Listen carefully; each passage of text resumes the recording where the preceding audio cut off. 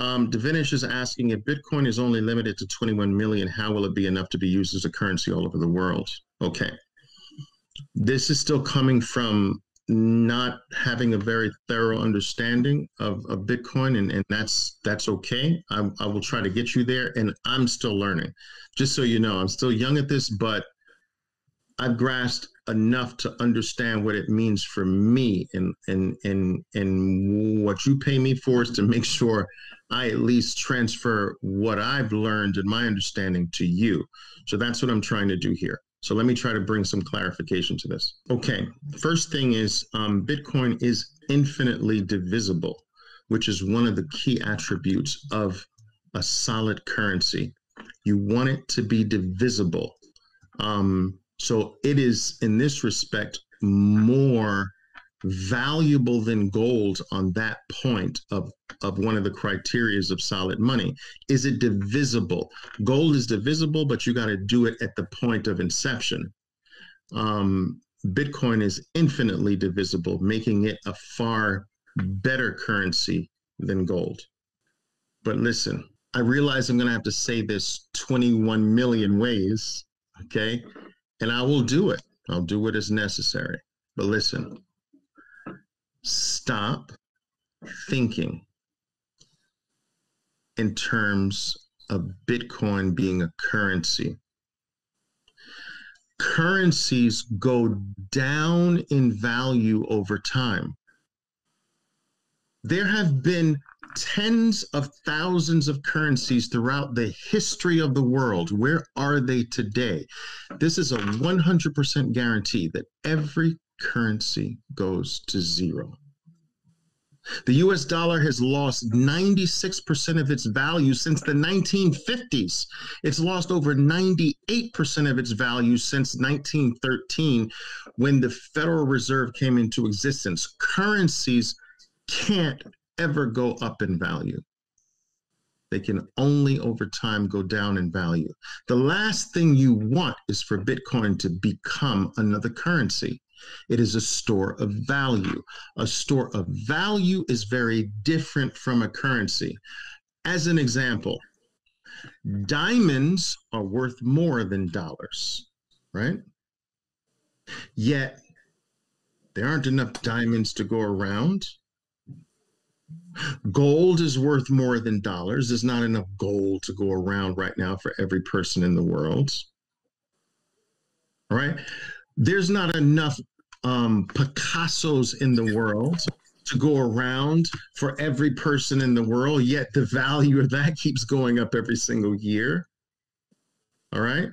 Think store of value, which is far more important and far more valuable than a currency or simply a medium of exchange. A credit card is a medium of exchange. And what value does that piece of plastic have? We're talking about a store of value, which is 1,000,000 times more important than a currency, which can only go down over time. We're going to spend in currency. You might earn from your job or a project in currency. You're going to store in Bitcoin. And as you do that, if I'm right, your wealth will immeasurably rise on average year after year. The property, the block owned in Manhattan is not a currency, yet it makes those families wealthier every single year. Why? It's a store of value. So let's get out of the dollar mindset. Dollars go down. We use them in moments throughout our lives, but we no longer store there. We're going to store in a way that accelerates our value in the world, our worth in the world. And we're getting off of this bandwagon of being a hamster that's constantly running, because if we stop running, everything dissolves. We're getting off of that. We're ending that. Divinish, yes. And I know I will do my very best to help shape and change the mentality of all of you when it comes to this, because I know it's not easy. It's not easy when we're talking the wealth concepts. Most people are still mired in making a living world, and I understand why. But in order to build wealth, it can't just be about making it and putting it back out there, making it and putting it back out there. You have to make it and take a portion of it and put it somewhere else. That's what this program is about. And what you put somewhere else, you can't start thinking about spending it. Otherwise, you stay in the lower part of the population, where they're just constantly bringing something in and putting it back out, bringing something in and putting it back out. We're breaking that cycle. You got to bring something in and pull a portion out of that and put it somewhere else, and the rest you can send back out there. All right.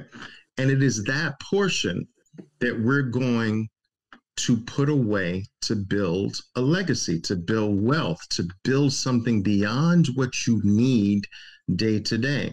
That's what becoming wealthy is all about. That's what being wealthy is all about. And preserving it becomes even more important once you have it, which is the position I'm in. Because if you sleep at the wheel long enough, what you've worked for will melt away.